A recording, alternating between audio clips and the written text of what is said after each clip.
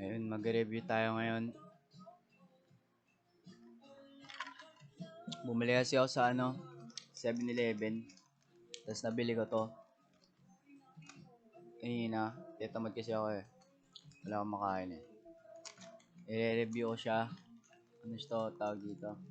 Farmer John.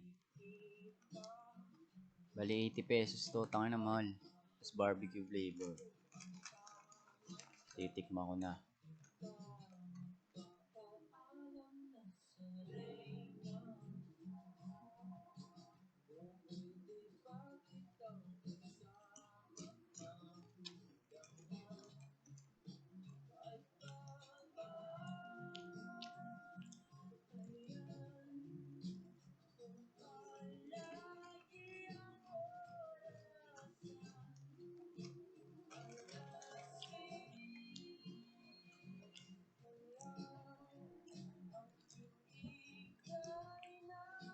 Sarap naman siya.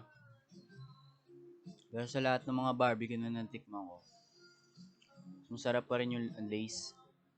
Hindi ko trip to. Hindi ko masyado trip to. I don't fuck with this, bro. Pero masarap naman. Para sa 80 pesos. Ayos din. Pero di ko bibilin to kasi tangin na 80 pesos. Mas bibilin ko pa rin yung Lay's, gago. 80 pesos na yun. Ayun lang. Masarap naman siya. Shoutout kay Veronica Lumaban. Yun. Maraming salamat.